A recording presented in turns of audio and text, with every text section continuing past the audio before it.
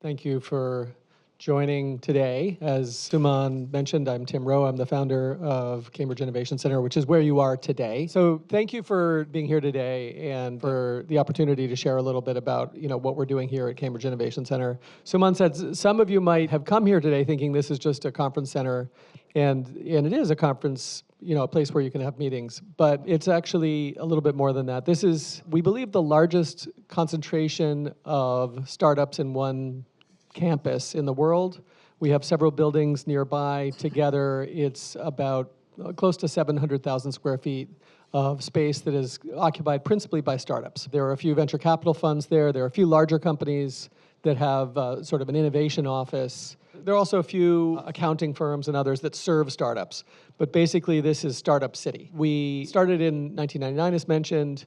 About 10, 12 years later, we started to figure out how to create laboratory space as well as office space. We built a nonprofit spin-out across the street, which I chaired, called Lab Central, which is now the world's largest shared wet laboratory space for startups. So if you have a new drug that you're developing, something that requires more of a proper science type environment, that's there. Everything's available to these companies essentially with no commitment, which is a key piece. It's structured as sort of 30-day rolling arrangements. And the reason that's important is that most startups don't have any kind of credit, and they don't know if their business is going to work. And traditional real estate, usually speaks in terms of, gee, would you commit to paying for 5 years for a space, that sort of thing. And that just doesn't work in the startup world. And there wasn't anything at the time that did work in the startup world. So we had this kind of gap where you were coming often out of maybe a graduate program somewhere or out of one of the hospitals. There's a lot of innovation, as you know, that comes out of the hospitals directly. Professionals in the field come across an opportunity to improve the standard of care, either with a device or with some kind of molecule, one sort or another. And you need to take that through the innovation process. You need to experiment, do a number of experiments to make sure it works, prototype, et cetera. And that usually takes several years, but you don't really know if it's going to work. And you might give up after a month if you come across something that really suggests it's not going to work. So you need a kind of environment that's super flexible and that has the infrastructure that enables this kind of advancement in both science and business. And when we mix science and business, that's usually when we start using the word innovation. It's kind of that borderline, if you will, between science and business. So we kind of opened the doors for one floor. It filled up. We got a second floor. It filled up. A third floor. It filled up. We just kept going. I've lost count. I think we probably have 20 floors of space full of startups across these spaces. But it's just started with a few friends from MIT that were just, like, hey, let's kind of get together and share a space and put our startups in them. We picked the name Cambridge Innovation Center for lack of a better idea. 15 years into it, a professor at MIT did a little heat map of the startups around MIT just to give a sense. This here is MIT. And the dots are sort of clusters of startups in a building. And so this is around 2015, but you can see that we found this sort of natural phenomenon where the startups kind of prefer to be in the same places all together. If you're in a place that has a lot of other companies doing this sort of thing, there's usually someone down the hall that can answer any question that you have. There are people there that have checkbooks who are looking actively for things to fund that are interesting in terms of new innovation. So it just kind of worked. Scroll forward another 10 years or so, and we're now in 10 cities around the world. We're actually we've become the largest hub for startups at this point in 5 countries. So we're the largest hub in the US, but also in Japan, also in Germany, the Netherlands, and Poland. And we'll open later this year in Seoul, Korea, or just south of Seoul in Pangyo, if you know your Seoul geography. That's where all the life science is. And we opened a small thing in Saudi Arabia earlier this year. So we're kind of finding that this pattern that people want to sort of be together in one place and kind of put their startups there seems to transcend culture. It seems something that sort of pretty much everywhere needs. Also, kind of unbelievably, 11,000 companies now have come in and gotten started in our facilities. We don't think that what we're doing is rocket science, which is why I'm saying kind of unbelievably. Like, it's good, it's a useful thing to do, to sort of set a building and say, okay, this is for the startups, and set up a lab and so forth, but it's relatively straightforward. And so we were just kind of surprised that this hadn't been done more before and isn't done that much around the world by others, but apparently not. One of the ways that you kind of measure whether startup activity is kind of significant is how much money has been invested in those startups. It's not a perfect measure, but it means that some third party who is self-interested, kind of looked at the startups and said, this is actually pretty good stuff. And so it's a metric we like, and we've tracked about $34 billion so far that have been invested in these companies. And that's a pretty big number when it comes to startups. You know, the big venture funds, some of them these days are even bigger, but the big venture funds in the past typically were $1 or $2 billion venture funds that would go for 5 or 10 years. So this suggests an enormous amount of activity. A couple of things that are coming. We're opening our third site in Japan this month in Osaka. It'll be life sciences focused with a focus on regenerative medicine. I mentioned Korea. That will have a cell and gene therapy focus principally. And then New York City just selected us to open what will be, we believe, the world's largest climate technology hub. So it's not just life sciences. This is lots of different fields in Brooklyn, and that should open in a couple of years. Cool, huge building. So what do we know about how innovation happens, how innovation flows? And what, you know, ultimately the question is, how can that be helpful to all of you as you're thinking about pushing forward innovation in your field? We know that people used to innovate in isolation. This is an old photograph of Nikola Tesla's lab. He put it in the mountains in Colorado. He didn't want anyone to know what he was doing. In the history of innovation, there's been a long thread of that keep it secret, right? You've invented something amazing. Don't tell anyone until you can put it on the market. And it feels like it makes sense. The trouble is that in this day and age, with the speed at which everything's happening, you can't move fast enough if you're on your own. You can't get the word out. You can't get the partners you need. You can't get the attention in this world where there's an economy for attention. And so this doesn't really work anymore. The last vestiges of this kind of innovation in isolation pattern you typically see in the large corporate labs of the biggest companies, of the sort of the Philips or the IBMs and those sorts of folks. And they're usually out in an exurb somewhere with big fences around them. And they are spending usually $1 billion or $2 billion a year, these big companies, on their sort of central research labs. And over the last decade or so, there's been a growing realization that they're getting very little innovation out of them. Famously, Polaroid, which went bankrupt, of course, had run labs like this for something like 25 years and would look back and said, after instant photography, which is a big deal that Dr. Land had kind of advanced, they really had gotten almost nothing out of it. And so this just doesn't work. And so people started looking for other answers. So the next generation of startups did move to the cities. Kind of famously, you've got the Steve Jobs garage or the Hewlett-Packard garage. In one way, it's very romantic, and one way to look at it is like, oh yes, we're scrappy and we're starting the garage.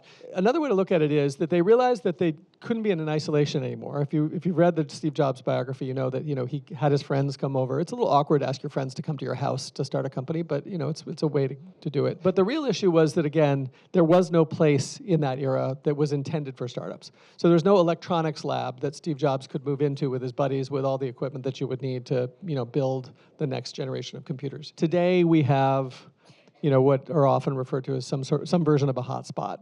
Kind of parts of a city usually where kind of all the startups are, like Kendall Square is around here. But then within that, usually buildings that are sometimes called hubs that have, as we've discussed, sort of all the toys, right? Like Lab Central across the street. There's another one in the Seaport district that we built called Mass Robotics, which has become the world's largest robotics innovation hub. About 100 robotics companies, about 70,000 square feet. And if you go in there, you'll find, how many of you are old enough to remember Radio Shack? Okay, good. So it's sort of like the world's best Radio Shack if you were building robotics, like a parts library of every possible thing you could want. And then, of course, hundreds of people who are building robotics companies all around you. And it's Disneyland for building robotics. And so this is the model now. This is how places are innovating today. The very best of these hubs, this is just totally a word I made up, so if you haven't heard it before, it's not you. I was starting to refer to these as innovation meccas.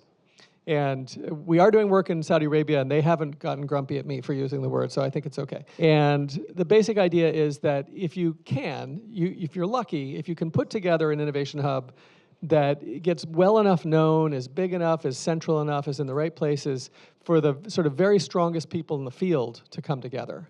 the kind of luminaries of the field are innovating in that place. It's not just a hub. It's not just a building where you can do, say, life sciences or robotics or something. It becomes the building where you want to do that. And there are some really cool examples of this through history that Suman asked me to talk about. So the first one is a Boston example, appropriately, since we're here in Boston. There was a building at 109 Court Street, does not exist anymore, although part of it has been preserved in a museum, that on the ground floor, this guy, Charles Williams, who owned it, he opened a shop that sold telegraph equipment. This was in the 1870s, and telegraph was a big deal. But this is before telephone. And if you were tinkering with electronics, that was a really cool early Radio Shack to go to, right?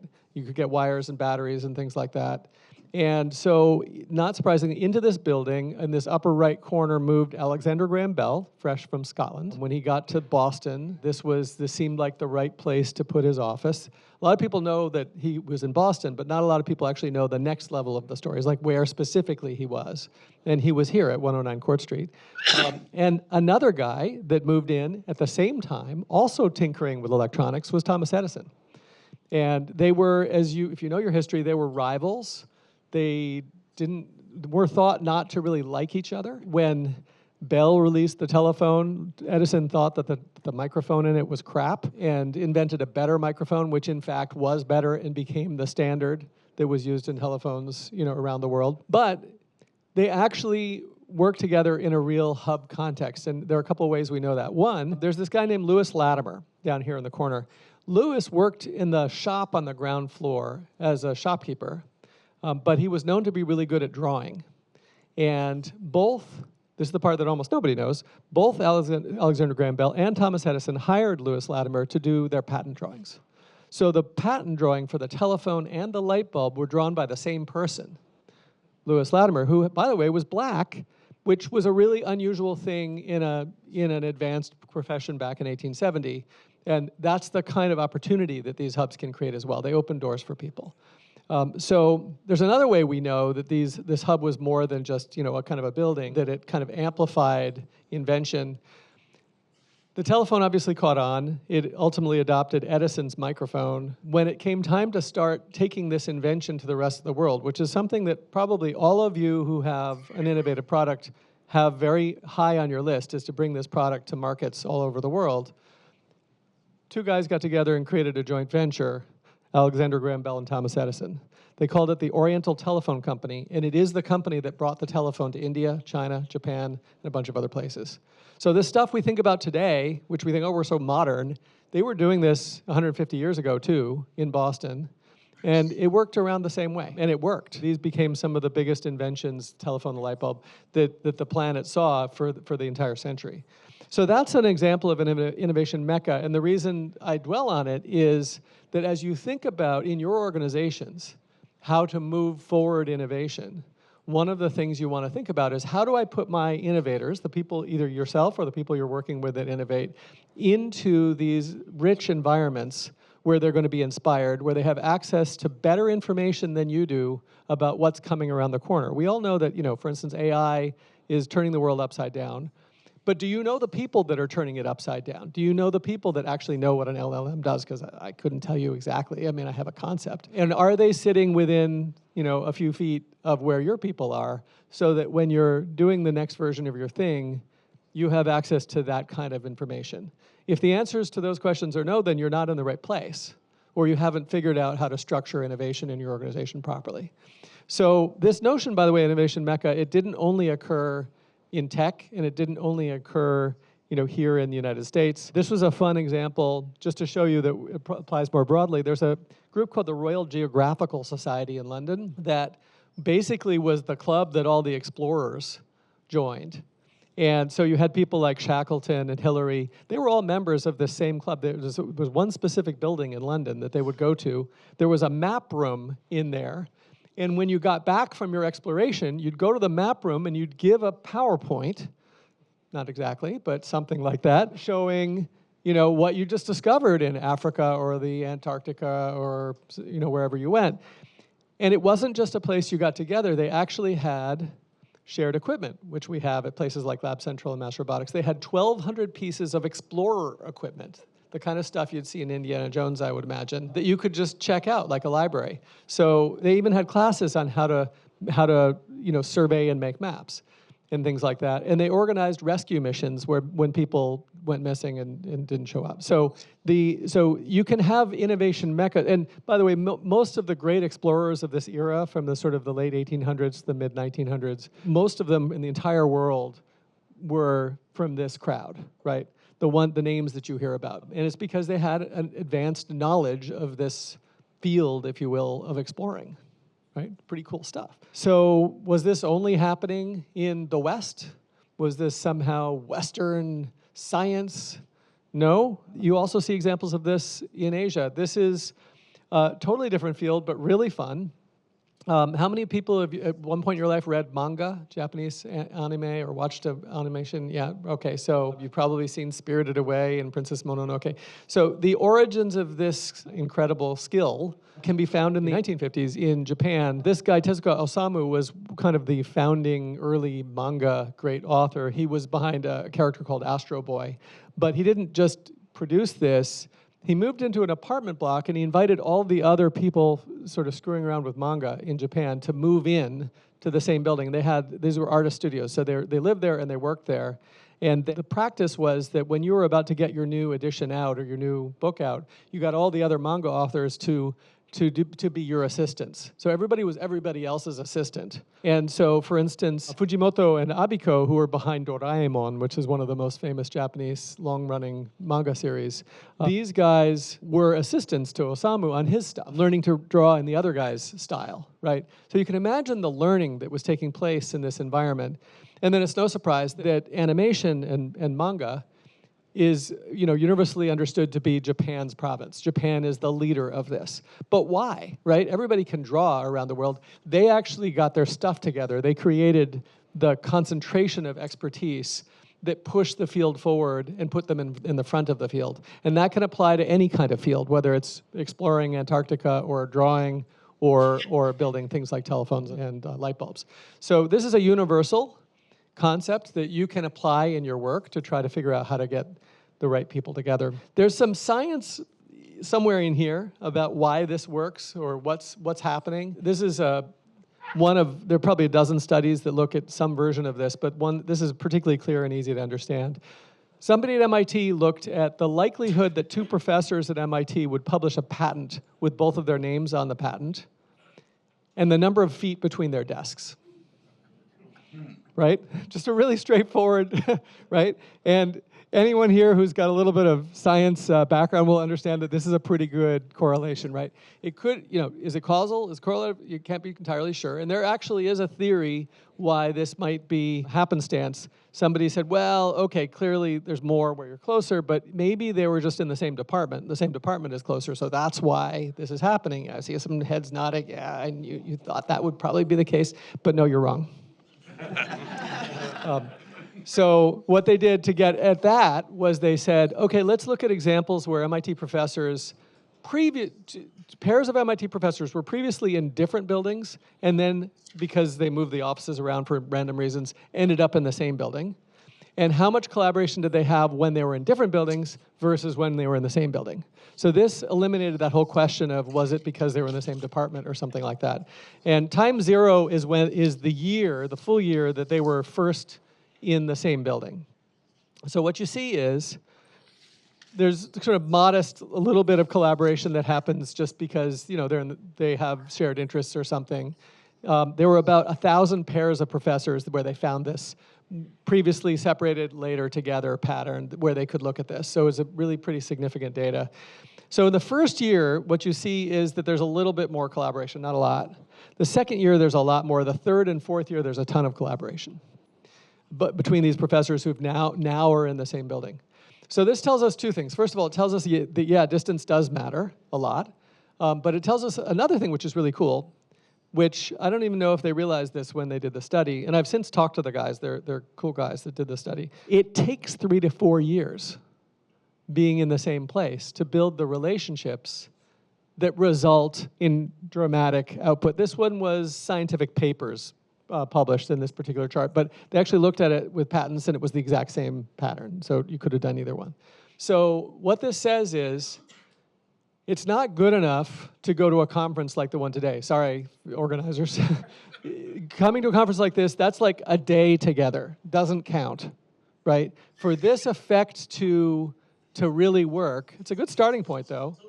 Right, yeah, exactly. It's a good starting point. For this effect to work, you have to build a deep relationship over at least 3 or 4 years with somebody. And then what happens is you open your Rolodex or your research funds or your calendar, your time, you start to trust each other, you start saying, okay, let's do this project together. And that results in a paper or a patent, or this is a version of a metric for output in MIT. I think it's a good proxy for output in a research lab or in a company's innovation labs, right? Similar kinds of processes and work. So basically, you got to put the people, the sort of creative innovator types together in the same place. An interesting challenge is, would you prefer to have all the roboticists in one building, or would you prefer to have roboticists and AI people and life sciences people, mixed in one building? And the answer is we've tried both. So this building, Cambridge Innovation Center, is all fields, and then Lab Central and Mass Robotics are specialized, right? And I think the short answer is you kind of want both. If you could, you'd have one big building that had kind of departments in it, but then you'd have a fair amount of ways that people would mix around. I think that might be the way to get the best of both worlds. But I can tell you from the data, from the venture capital dollars invested data, that both work. There's tens of billions of dollars invested in the companies coming from this building and tens of billions of dollars in companies coming from Lab Central. So the sort of disciplinary focus and the cross-pollination both matter. And maybe over time we'll get better. So I'm fond of pointing out that we've known this stuff for a long time. It's certainly not my ideas, but also to help people understand we're not talking about something kind of radical here. That, why would you ever do this? This is something that, that we really understand. So Professor Alfred Marshall from Cambridge University wrote the textbook that was the national economics textbook in the UK of the era. And he wrote, "Great are the advantages which people following the same skilled trade get from near neighborhood to one another. The mysteries of the trade become no mysteries, but are, as it were, in the air. Good work is rightly appreciated. Inventions and improvements in machinery and processes and the general organization of the business have their merits promptly discussed. If one person starts a new idea, it is taken up by others and combined with suggestions of their own, and thus becomes the source of yet more new ideas." So 1890, people, right? We've known this for a long time, so shame on us for not figuring out how to apply this in our daily work. And we still know it, by the way. A more familiar face, perhaps, 95, this is a well-known quote from Steve Jobs. "Innovation comes from people meeting up in the hallways. There's a temptation in our networked age to think that ideas can be developed by email and iChat. That's crazy." And this is coming from the guy who invented iChat. It's sort of like Zoom deciding that they're not going to do remote work anymore. Remember when that news came out? Yeah, that was hilarious. So I'm going to wrap up, but I'm just going to say a word about why Boston, because this is a really cool place that we're in. It's no accident that the best example of an innovation mecca in tech comes from Boston, right? So you're in the right city, people. Boston has everything, right? It has the capital, it has amazing ideas, it has the talent base, the skilled collaborators, this passion for innovation. By the way, one way you can remember this is capital, you can call that money, ideas, and talent. It spells MIT, so just remember that. So MIT alone generates 300 companies per year, and these companies generate, somebody did an estimate of $2 trillion in sales. This is a really great place to do this kind of work. You're in the right milieu already. You need to figure out how to develop those deep, trusting relationships between the people in your shop that are innovating and the people in everybody else's shop. You can't really easily do this within one organization. It's tough. Places like Bell Labs had enormous investment and did have some success. But if you look at the Bell Labs and the Xerox PARC, a lot of the biggest inventions that came out of those places ended up being exploited principally by others, like Xerox PARC coming up with the WYSIWYG interface that became the basis for the Mac and Windows. You probably want to keep it heterogeneous, keep it somehow have sort of your competitors, the people from the other university, et cetera, kind of somehow in that pool. By the way, it doesn't mean that you can't have secrets. You can. So Google Android, which is now the world's biggest mobile device operating system, I think it's about 80% of the world's market share because a lot of the world doesn't use Apples because they're too expensive. That was developed here in this building. That company was based at CIC for 3 years as they built it. This company, Android, that was sort of secretly part of Google. And it was a total secret. You can have your secrets and still have your people traveling around in this milieu of other creators and sharing ideas and asking questions while keeping, the core thing you're working on to yourself. All right, so with that, thank you very much for coming. I hope this was inspiring. And back to, to the bots world.